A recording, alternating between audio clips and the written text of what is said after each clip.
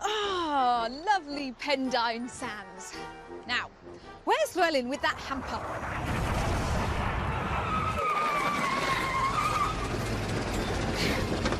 Sorry, Lise. M4 was murder.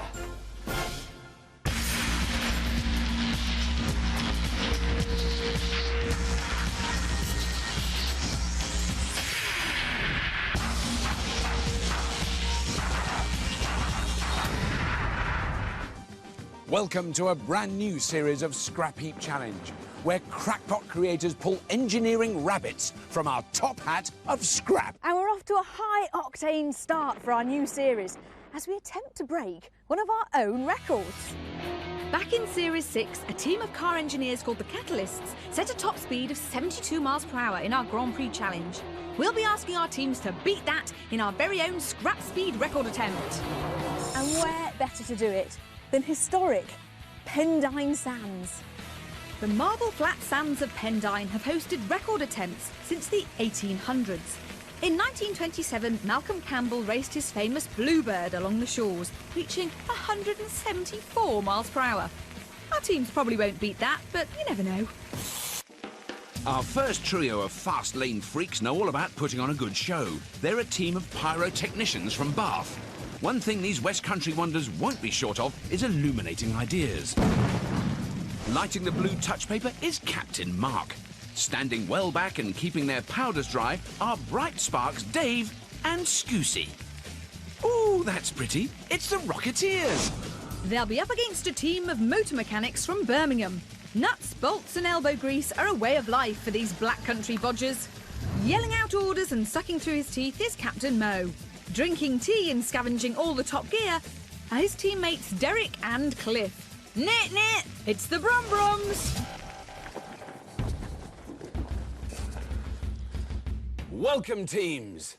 Now it's keys in the ignition and eyes to the horizon, as your challenge today is to smash the Scrap Heap land speed record, which presently stands at a staggering 72 miles an hour. Oh yes, teams, you have a mere 10 hours to design vehicles fast enough to make the wind whistle through your teeth. OK, teams, start your engines on the sound of the gong.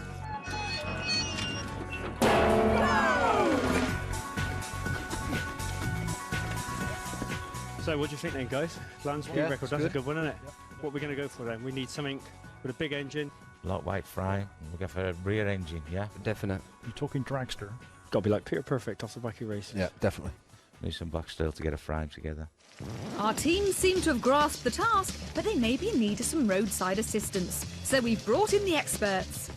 Getting the Rocketeers off the launch pad is a man with over 20 years' experience building high-speed cars and dragsters.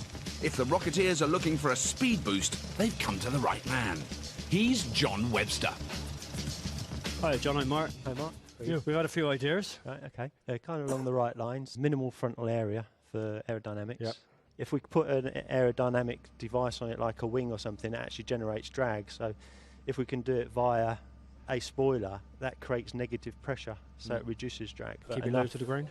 Well, expert and team seem agreed on a classic land speed vehicle. The Rocketeers have plumped for a long, sleek, lightweight chassis, powered by a front-mounted engine.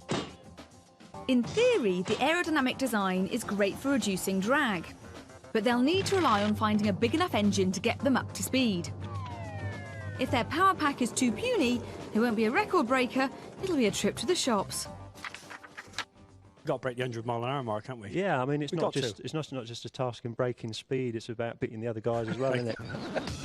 But keeping those other guys out in front is a man who runs a company prepping supercharged race cars for the track. He's gunning for pole position today, so there'll be no idling for the Brum Brums. He's Steve Howard. Hi lads, what you got? Alright, what we've got is normal stretch box chassis, rear wheel drive. Yeah, kind of along the same lines I was thinking of as well. Okay. Same layout, basically, but engine choice, go for a big engine. You're going to need it. You're going to need plenty of power there. So I was thinking along the lines of V6, probably turbocharge it. Yeah. Get some decent power there. The Brumbrums vehicle will be an altogether more brutal affair. Like their opponents, they're looking for a meaty power plant, which they'll mount on a box chassis and give it extra grunt with a turbocharger. Power won't be a problem, but with no aerodynamics, they'll need all of it to get ahead. How fast do you think this will go at the end of the day? About 140. Sounds good to me. Sounds good to me. I'll be happy if it does 135. Yeah. But before they can get building, our teams need a shopping list of scrap to scavenge. What we need is a donor vehicle.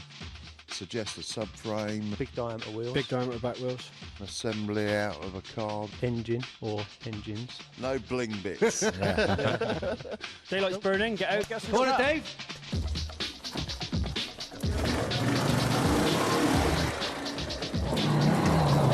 So it's a guided missile versus a power cut. That sounds like a recipe for some high-speed shenanigans. Yeah, but a recipe needs some precise ingredients. And will the Brumbrums find a big enough engine? And will the Rocketeers find a pointy-nosed car? We'll find out after the break. In 1997, Wing Commander Andy Green drove a rocket car at 700...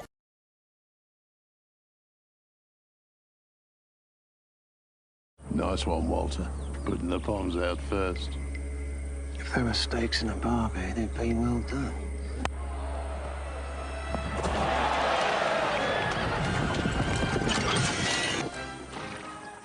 G'day, fellas. William and Ralph Foster. There you go, mate. Try not to drop it. Foster's for the thirsty. This one's for you, mate.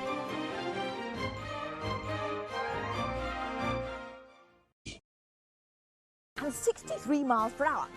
Here, back in 1902, Léon Zeppelin, a Frenchman no less, managed 75 miles per hour. But that's still 3 miles an hour faster than any vehicle built on Scrappy Challenge. So this week, the challenge is simple. Our teams have to beat that record at historic Pendine Sands in South Wales. Over there. Get out, get some Morning, Dave. Time to go shopping. Let's get on. Welcome back to the build, where our two teams are off to a flying start. Bath pyrotechnicians, the Rocketeers, and their expert, John Webster, plan to build a classic dragster using a big engine, a lightweight chassis, and drag-reducing bodywork. Drop that back in, Dave. I'll go and find some wheels. Meanwhile, Middle England mechanics, the Brumbrums, and their expert, Steve Howard, are going for a turbo-driven monster with a rear-mounted engine on a minimal chassis and plenty of fresh air. Plenty of scrap on it. Nothing there at all. Gotta be somewhere else, man. Is any decent wheels? No, that's what I'm looking for. But while the Brumbrums are huffing and puffing, their opponents, the Rocketeers, are living up to their name and blazing a trail. More over there. The Riot Robin there. And they've made the first major find. It's an ancient three-wheeler. Yeah, we've got a plastic pig, a Robin Reliant. Are you interested, over? Yeah, bring it in, boys, bring it in. Put around the front pillars, Dave. It may not look like a land speed contender, but when you need sleek, lightweight materials on a scrap heap, your options are limited. Go on, lads. Well done, guys. Well done, guys. That's perfect. We're going out again. We're going out again. Go on. It's a solid start by the chirpy Rocketeers. Brilliant first impressions must be a stock in trade for this trio. With the donor vehicle delivered, Scusi and Dave are now looking for a decent engine. Back in the build area, Captain Mark and expert John get on with the task of hacking off the Reliance front end. Things are moving at a more sombre pace for the Brumbrums. We can mark a centre line out on the floor, basically. Not that. But maybe the slow and steady approach is paying off. Scavengers Derek and Cliff have found a skip containing old engines, and Cliff's keen eye has spotted a possible gem. We've got a V6 here, Dad. Aye. Looks like a Ford V6, actually. What else is it? With a bit of a clean-up, this old lump could be a record breaker, and the scavengers can barely contain their excitement. I don't think it's any good, man. Well, the skin of a rice pudding. Aye. How are we going to get it out of here? Mo. Yeah, fire away. This engine's no good. It's got no compression. Bring it back anyway. Trust me. Hey, bring it back anyway. You're going to have to shift this lot to get that out, man. We'd have to get the biggest lump in the place, wouldn't it? The Brum Brum's pessimistic outlook has somehow secured them the meatiest motor on the heap. It's not surprising because where engines are concerned, they're firing on all 6 cylinders. 1, 2, 3. Benny. The Sunny Scavengers bring back the prize, but will it pass muster with their captain and expert? Polished rocker cover.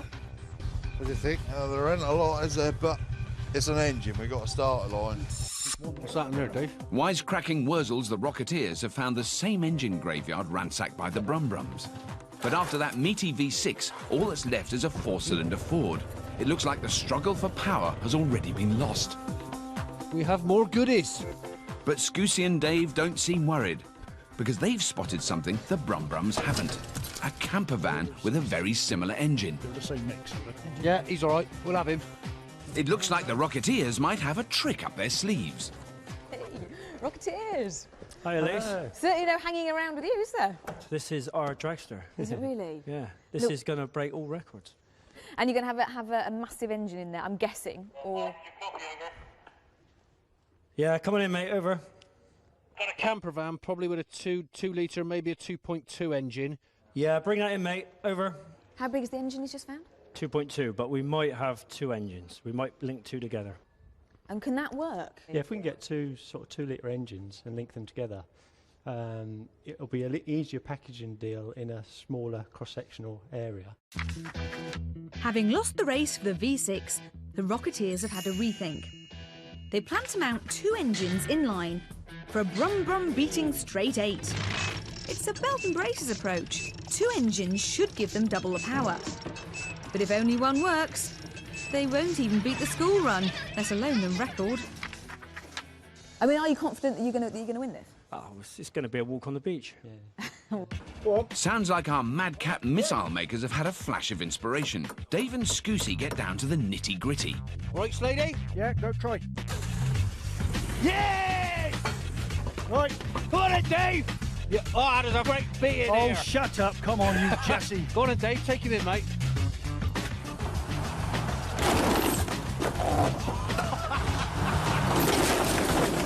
Oh, my life. Don't worry about that, Dave.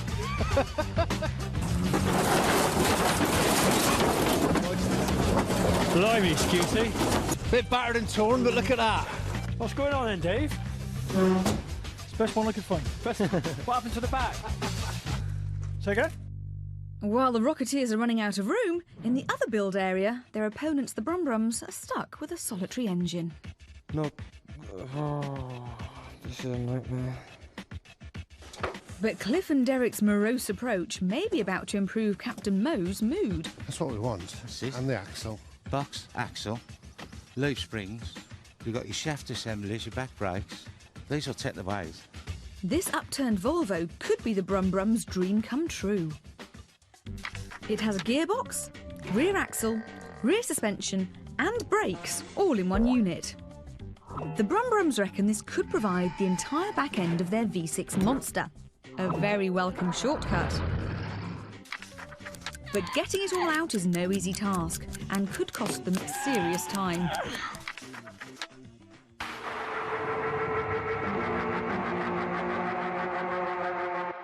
Ah, Brum Brums.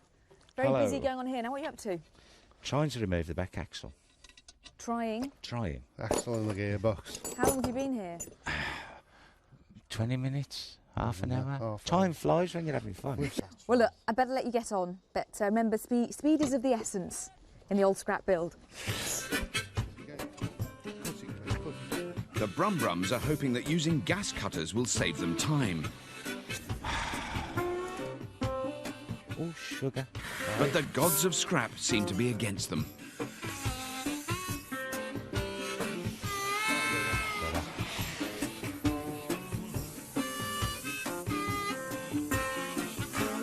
So with things finally hotting up on the heap, it's time to meet the man judging this week's efforts. And let's just say he's qualified for the job. For the last 30 years, this man's been at the forefront of international land speed records, breaking it in Thrust 2, which he designed and drove, then as project manager for Thrust SSC, the world's first and only supersonic car. OBE, true Brit, and with a very real need for speed, it's Richard Noble. Welcome aboard, Richard. No, really nice to see you too. Thank you so much for joining us. So, I mean, just tell me, what was the top speed that you achieved? Well, with the Thrust SSC car, the peak speed that Andy Green got to was 771 miles an hour. 771? Nobody, Rob, has got anywhere near it. Well, I mean, we're asking them to achieve 72, which is the record we've ever set. And do you think it is possible? Oh, yes, we ought to be in the hundreds, shouldn't we? I mean, you know. Well, they're taking quite different approaches, aren't they? The Rocketeers are going for 2 engines. Now, the use of 2 engines is really interesting because what it means is that he's got a long, thin engine, and that means he can reduce the width of the car, what we call the cross-sectional area, and that has a direct effect on the aerodynamic drag. But he's going to have a lot of problems actually linking those 2 engines up, because if he doesn't get it quite right, they'll fight each other, they'll fight the coupling, few problems there. So that's an interesting one. Brum Brums, on the other hand, are going for super simple V6. Now what they've got is a good solid S6 engine there, which they're planning to turbocharge it, and that's good because everything's about power in this game.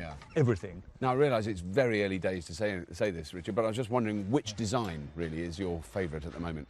The Brum Brums, well, these guys basically can get the power. That's where they are. So I'm with them at the moment. You're going with the Brum Brums? Yeah. Well, I won't tell them. I don't want it to go to their heads. So our judge likes them and things are finally looking rosier. But what was meant to be an engineering shortcut has eaten up valuable build time. One way of doing it. See what's next now. What do you think to this then, Steve? Looks good. Gives us our rear suspension and rear drive. Teams, you have 6 hours remaining. 6 hours remaining, teams. Thank you. With time running out fast, West Country wags the Rocketeers have been busy finding an ex-Army Land Rover trailer with 26-inch wheels, ideal for their Del Boy dragster. John's happy enough with his new wheels, but now it's time to get serious. Right, John? Hey, Mark, what do you think of this? This is the input shaft out of the gearbox. Yep. To link the 2 engines together, what I'm proposing is if we jig the bearing support up on the flatbed. Centre it, yep. Yeah, and then we weld it. Yeah, and then once they're linked together, but this is going to be our primary drive, so if this fails, we've always still got 1 engine. 1 engine, but brilliant. It should be good, I think. The Rocketeers have already decided to combine 2 4-cylinder engines to create what's known in the trade as a straight 8. But they've reached a crucial part of the build. It's time to connect the 2 engines. John's hoping the link will be strong enough and straight enough to harness the dual power. Without the strength, they'll be down to a single 4-cylinder. And without perfect alignment, the engines will fight each other and most likely blow. Either way, they'll be going nowhere in record time. Oh, afternoon, gents. Wow, Hi, look Rob. at that. Wow. That's an engine, and it's coming out. Yeah. Slowly. So you got this? Is this your second? Have you got 1 engine already out? We've got 1 engine already. Right. This is our second, which we're gonna bolt the 2 together. But then, how do you actually join the front engine to the back engine? We've got a flangey bit. A flangey bit. A flangey bit. This is what we're looking at, hopefully. So that is basically it's this bit that will join the 2 engines together. Yep. And then the 2 will be. Well, that looks pretty chunky and solid. That's the weak spot, though. We can't have no play in it. No. Otherwise, when we're zooming down the sands at 100 mile an hour, the engine's going to go pop. Yeah. While Dave steps up to the task of getting that crucial engine link built, Scusi and Mark have found the front axle for their dual-engined dragster. Trouble is, it's still attached to an old Austin Metro. Can you drag it back easy or not? Take a bit of work, but I can get it done, yeah. That worked. With their customary sparkle, the Rocketeers lay claim to their vehicle. But have they been too hasty in their choice? What do you think then, John? It's not exactly what I envisaged. Make the most of a bad thing. Yeah. While his team debates the merits of buying British, Dave knows his engine coupling will need more efficient engineering. German, guten Tag. Elsewhere on the heap, their opponents, the Brum Brums, have been slow on the scavenge, but now they've found a bit that will definitely give them a boost. Mo, Go ahead. found a turbo on a 405 diesel. We're low on compression on this engine. We definitely need a turbo. Well, it ain't going to be a 2-minute job, Mo. But it's clever Cliff to the rescue again with another time-saving idea. Mo, Cliff, we're going to drag it out and bring it back up to the bill because we think the front suspension's going to be OK, plus the steering, plus the turbo. With the arrival of that vital turbo in the Brum Brums build area, both teams have ticked all the boxes on their engine wish list. Want the whole thing straight on? And this way we can get at the turbo as well now. Well, the teams seem to agree it's all about the power. Both teams are loaded up with engines and ready to build their beasts. Can the Brum Brums cram a V6 and a turbo into their Mad Max power cart? And can the Rocketeers finally achieve liftoff with their double-engined dragster? We'll find out after the break. Pendine Sands, the spiritual home of British land speed record attempts, awaits our teams as they go head-to-head in a high-speed challenge. Bath firework designers, the Rocketeers, and their expert John Webster have begun building a dragster using an old Robin Reliant and not one, but two engines. Their pointy-nosed speedster is slowly taking shape, but they're still missing what many people would consider vital bits of their build. You didn't want brakes on it, John, did you? Once you go in, you ain't stopping, mate. Yeah, we can dump all that. Birmingham mechanics, the Brum Brums, and their expert Steve Howard are keeping it simple with a turbo-driven engine on a ladder chassis. A slow scavenge has given them an engine and a rear axle. The rest of their components, including the front axle and that all-important turbo, are still sitting outside their build area, inside a Peugeot 405. How are you getting on, Cliff? No, you're in Slow, it. mate, slow. Gordon, Benny. Aye. But after much huffing and puffing, Cliff has finally disconnected his team's turbo. One turbo. A turbocharger works by using exhaust gases to power an air compressor, which forces more air back into the engine. This allows more fuel to be mixed with the air for a boost in power. But if the turbo's too big for the engine, the extra air pressure will cause the fuel to explode before it should, damaging the engine. And if it's too small, it can't compress enough air to feed the engine and simply blocks off the exhaust, causing it to lose power. Do you think it's going to be worth it, or...? Because it's only smaller, isn't it? It's tiny, isn't it? Yeah. We were hoping to be about 300 horse, but not on this size turbo. But Steve knows he's on a scrap heap, not in a showroom. Yeah, well, there's one thing moaning about. We just got to make do with what we got. Do it, mate, that's right. Over in the other build area, West Country pyromaniacs, the Rocketeers, are stripping what they need out of their old Metro. We have a throttle. Brum brum. They also need their front axle, but this is trickier. What about the hydroelastic suspension, Mark? Where's that unit? Where's that got to be disconnected? On a Metro, the axles are linked by a sealed system of hydraulic fluid. Remove either one, and there's only one outcome. Pressure in there. I mean, You don't want to stand there, mate. So the only way to get them off is to disconnect it. and we just have to repressurise it. With some, either that or we run with no front suspension. Yeah. John's driving it, he'll be all right. John hasn't got time to worry about a bruised behind on race day because he's busy extending the chassis to accommodate the second engine. Both of them have got such a lot of complicated problems to solve. I mean, the Brum Brums with the turbocharger, which I just thought, oh, they'll take that off that and bolt it on that. Two problems with the turbocharger. One is that basically it's taken up an enormous amount of Steve's time. The second thing is he's got a V6 to drive. That turbocharger comes off a small carb, so it's going to have to work really hard in order to really boost that big 3-litre engine. Right. Could it actually work against them then? It certainly could. It certainly could. It could actually throttle the engine. Right. But then the Rocketeers lining up two engines. I just think that's... Now, this is very high-risk strategy. It really is. You've got to get both engines absolutely positioned exactly right. Otherwise, one engine will fight the other engine. And Richard knows what he's talking about. He's taken two engines to 350 miles per hour. Just recently, we did the JCB Diesel Max. Now, the interesting thing there was we used two engines. But you did? Right. Yes, so we got one at the front, one at the back. But we didn't take the risk of trying to couple the engines up. Right. So each engine has got its own 6-speed transmission. So we avoided that risk. Yes. But now, have you changed your mind at all about your favourite? Well, at the moment, basically, I'm with the Brum Brums. I think they've got a practical and reliable solution to this. So coupling two engines was considered too risky by a world beater. Have the Rocketeers learnt the lessons of history? Oh, I'm a Rocketeers. Last time we spoke, you were going to have two engines, bolt them together. Is that still happening? Yep. Yeah, we're trying to get them mated together in a way that we hope they're going to survive. So, Have you had them both running? we've had one running. We know one's really good.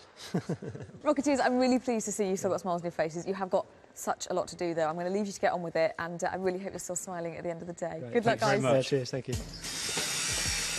With only one of the 2 engines tested, the longer Dave spends making the flange to connect them, the less time the Rocketeers will have to make sure they both work. You're getting on, Dave. Oh, lovely, mate. Next door, a slow scavenge and late start to the build have left the Brumbrums bleakly chasing their tails. Now they've finally finished the welding of the chassis for their turbo-driven Titan, and Derek, the gearbox expert, has had an idea to help them catch up. You know, I reckon, Cliff, I reckon we make a direct feed off the back of that engine straight onto this box. Direct in? What, bump started? No, of course, less to go wrong. Too right there is, I know. Derek is suggesting that they forget about the clutch and lock their monster buggy in 5th. Locking the gearbox in top gear means a sluggish start and very poor acceleration. But ironically for this challenge, acceleration is not important. Our teams will have half a mile to get up to speed and will then be timed between 2 points.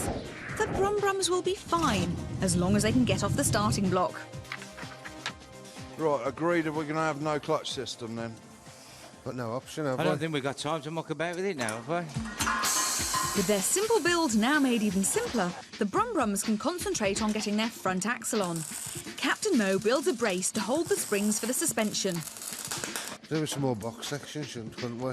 He's only going to be doing 140. Glad I ain't driving it. That looks like a car, Steve. Look, I've got your little present. Oh, thanks, Rob. But this is really moved on. This is really changed. And you've married quite a lot of different bits together. Presumably the axle and gearbox, that's out of a different vehicle to the engine, isn't it? And they're all Volvo to Ford, etc., etc. And We've that's had worked to all right? lose the facility of a clutch, unfortunately, so... There's no clutch at all? No, so we'll have to go for a rolling start. And what's the structure right at the very front? That's to hold the suspension towers, which we didn't initially want, but unfortunately they're there. And also holding the radiator by the looks of it. Well, if the rad goes there, I won't be able to see much. No. Sorry, if you can't see, we'll sit him up high. Right. It won't really matter. Right, I'm looking forward to seeing the finished thing. All right, see you later. See you Bye-bye. later. Thanks, Rob. Hey, lads, we've got a seat. Yeah. Despite their big lead early on, Chirpy Chappies the Rocketeers are now lagging and will have to get a move on if they want to finish their complicated design. Their front axle is on, but not only did it not have a standard suspension system, even its wheels are an odd fit. Right, mate? Just out. No? Just out. Just 4 mil. Right, so we've got to start hunting. 4 mil out. And there's a price to pay for getting bogged down in details. Teams, your attention, please. You have 3 hours remaining. 3 hours remaining, teams. Come on, Thank you. 4 hours. I'm trying to find a socket. Get a move on. Well, if everybody put everything back where they got it from... With less than half their build time left and that second engine still to prove itself, the last thing the Rocketeers need is a late scavenge. But no wheels means no go, so Scoosy and Mark hit the heap. Too big. Nope, too big. Nope. We're going to struggle, mate. We are going to struggle. They're all too big. Yep, here you go, mate. Let's give it a swirl, swirl. So with one wheel down and one to go, let's take a moment to find out what driving at crazy speeds is all about. We've met Richard Noble, but what of the pilot who drove Thrust SSC straight through the sound barrier? Rob went down to Pendine Sands to meet Andy Green, quite literally the fastest man on the planet. Now, Andy, certainly a thing that intrigues me is what on earth it feels like. You are the only person on earth that knows that. It starts off very slowly, up to about 200 miles an hour, not much more than a road car. Then we put on full power, 200 to 600 in 16 seconds. So, yeah, at that stage it's getting quite fast. Then you can really feel it.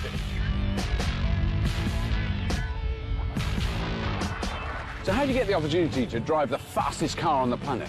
When Richard decided he wasn't going to drive the car, he basically put an advert in the paper, shortlisted 16 people, a whole variety. We had some drag racers, some civilian pilots, helicopter pilots, and of course the military fast jet guys. Over a series of weeks we got down selected until eventually he finished up stuck with me. Right. And one of the unusual things about the design of the car is the fact that it's got rear wheel steering. Why is that? We had to make that choice. We had the twin engines, the intakes at the front, there is nowhere to put the steering gear. We also have 34-inch 300-pound wheels.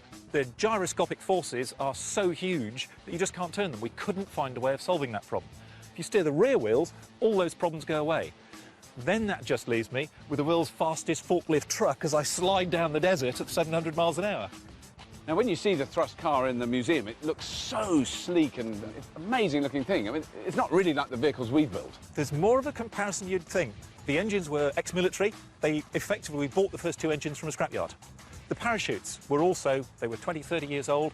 They were ex-military, free-fall bomb parachutes that we then modified and put on the back of the car.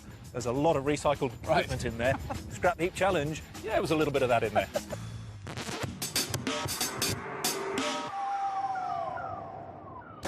Back on the heap, night has fallen.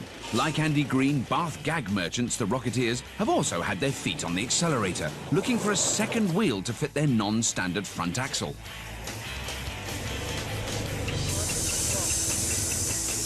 It's been a long search, but has it paid off?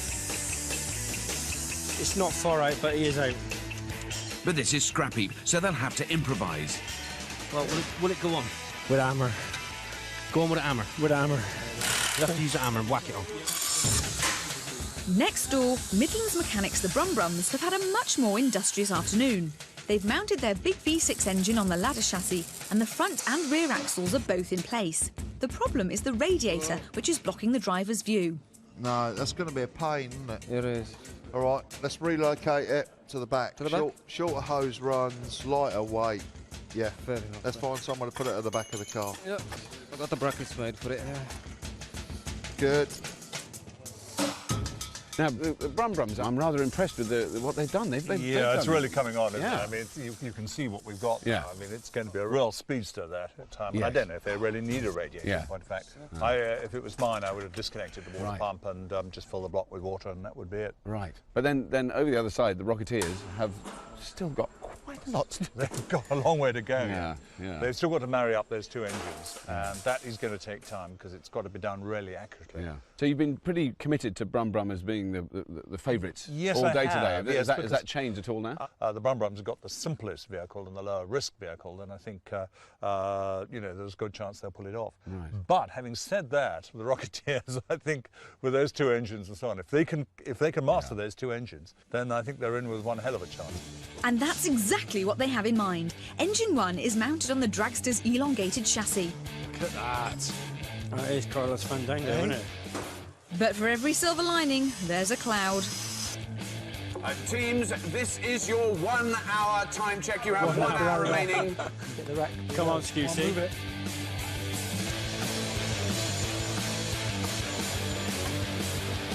Engine 2 slots into place without a hitch. And Dave's delicate flange fabrication marathon is finally coming to an end. Morning, boys.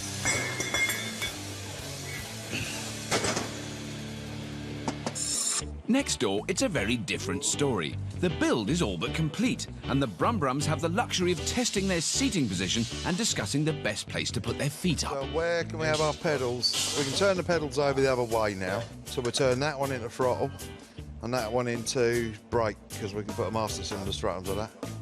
I still can't help thinking it looks like, a quite large ladder. With the seat in the middle and the wheels, and a really huge engine. Yeah. So again, I'm kind of thinking, is the power from that engine going to be so much that it's going to rip the entire chassis apart? I don't know. And no clutch. So not exactly a smooth start, probably, from the standing start. No, they have got some suspension, though, which is an advantage, yeah. At least I'll be able to see the crabs walking across the sand. John, I can't wait to see you roaring down those sands. Those Rocketeers, they're clever, They've got both engines just about fitted in, and they're going to join them together. It's a scrap classic. It is a scrap classic. And everything about it is great because it's all just about going to be thrown together at the last minute. And have they tested their second engine? No. It's a scrap classic. The Rocketeers have now lined up their second engine accurately and are making sure it won't budge. I should have been a welder. And they're even turning their attention to the aerodynamic nose section to fit around their new front axle. Hey, steady. How's it going, lads? Nearly there. Nearly there. Yeah. Excellent. Next door, it's just a matter of making the pedal position permanent, and for Steve to make sure they've not made the oldest of scrap heap mistakes. Hey, we're there. We've got an engine that turns over.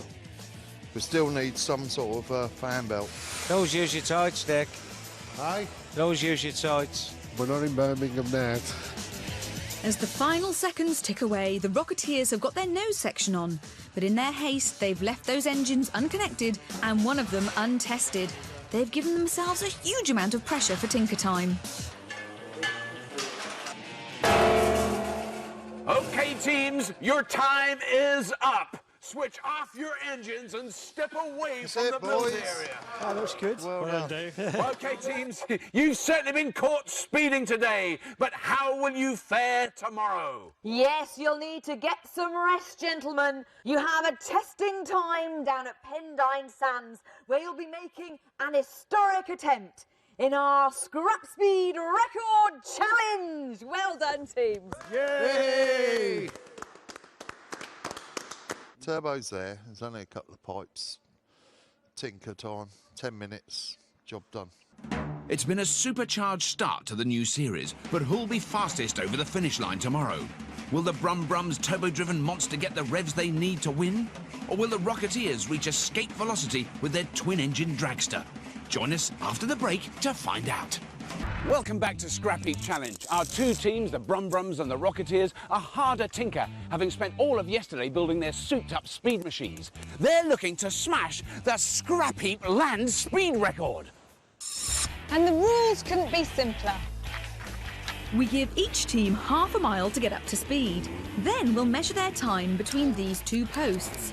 After 2 goes, the team with the fastest single run will be declared the winner.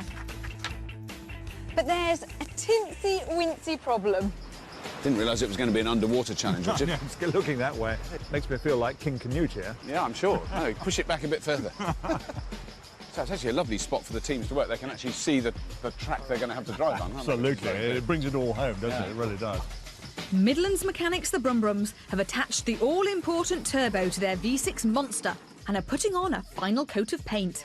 The worries with the turbocharger was that it was too small for That's right. We've got engine. a 3-litre engine here, and the problem is the turbochargers come off a 1.5-litre engine, so it's got to work twice as fast. So if it works, it works, but if it doesn't work, it's going to strangle the engine. Yeah. The Rocketeers, well, the looks are really good. I love the big.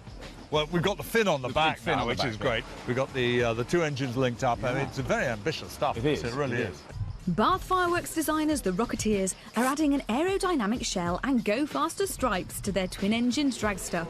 Now you've seen them, what do you think? Have you changed your mind at all about a favourite? Well, I'm still with the Brums, but basically the Rocketeers are coming up fast on the inside, you know. That's a sign of misspent youth, isn't it? Yeah, right. Look at that. That's better. As the tides recede, our teams head out onto Pendine Sands for their historic encounter. First up, it's the Rocketeers. Expert John is having the first go, and 72 miles per hour is the figure to beat. Rocketeers, the Scrap Heap land speed record awaits. Start on the sound of the horn in 3, 2, 1.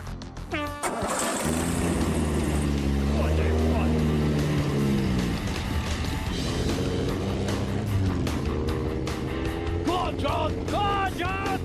And the Rocketeers are off to a flying start. That bodywork is keeping them glued to the sand. But is it enough? Ain't revving very high. No, he's not. He's not doing 50. We've got misfires. Yeah, it's misfiring badly, isn't it? I don't think that second engine started. Lisa to Robert, what did you think of that one over? Well, it was a very, very good start this end, but it did sound like there was a bit of a problem once he got up to a certain speed. Which explains their, I have to say, slightly disappointing speed of 44.2 miles per hour. They do need their two engines to make the full 88. They really do. Next up, it's the Brum Brums and their turbo-driven monster locked in 5th gear. Brum Brums, start on the sound of the horn! Can they beat the record of 72 miles per hour, or even the 44 set by the Rocketeers? Yes, it's going. But it's going fast. Going.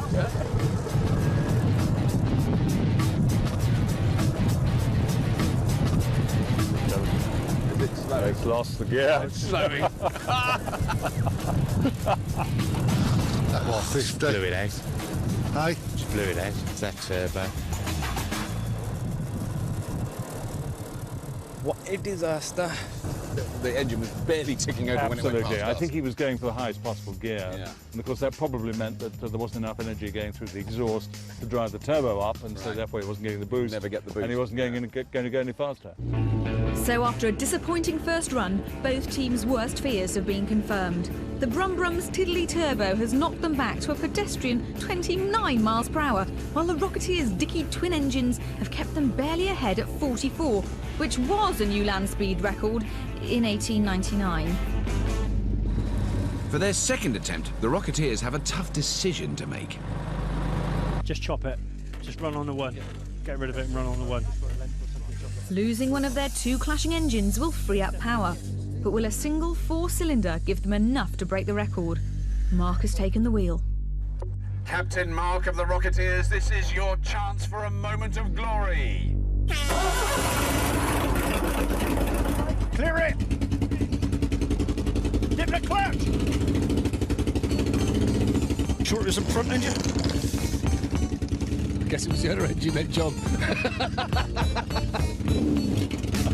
I like the way the fin waggled, you know. If we got up and sprinted now, I think we could probably catch it. Oh, he stopped. He ain't even made it. No, that's it. Oh dear, having gone from a straight 8 to the wrong 4, the Rocketeers' dream has ended not with a bang, but with a whimper. It's the Brum Brum's final grasp at glory, and Steve makes a difficult choice of his own. We're sorting this turbo off. Cut it off. Cut it off. Take the air pipes off. Jack's got the Phillips, you know. Give me the Whip that. Brum Brums, the scrap heap land speed record awaits your attention. Go on the sound of the horn in 3, 2, 1. With their turbo disconnected, will their engine have enough puff to pull them past the Rocketeers and into the history books? Yes. Visor down. Go on now, it's going. Come on. Look at that. Go on. That's really going now, isn't it? The engine is free to breathe and the revs keep building. Sudden increase in revs then. Yeah, that's better. Now he's going. He got more out of That's this one. flat out. It's still building. Yeah.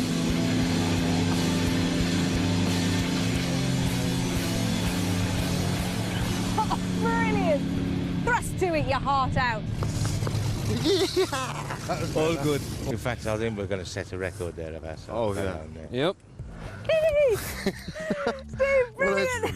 Did that feel faster than the Yeah, it last one? felt faster this time round. Yeah, what we have to bear in mind is you are driving a car and it was made from scrap in 10 Yeah, hours. that's right. It came off the scrap heap and it's brilliant. Lisa to Bobby, are you there? We are here, Lisa, and we're really desperate to hear the speed this time. I can reveal. The Brum Brum's last run was a scrap speed record of 82.3 miles per hour. That's a new record. Fantastic. That is amazing. Well, teams, in typical Pendine style, all evidence of your scrap speed attempts will soon be washed away by the oncoming tide. But today has been an historic day. And the winners today are...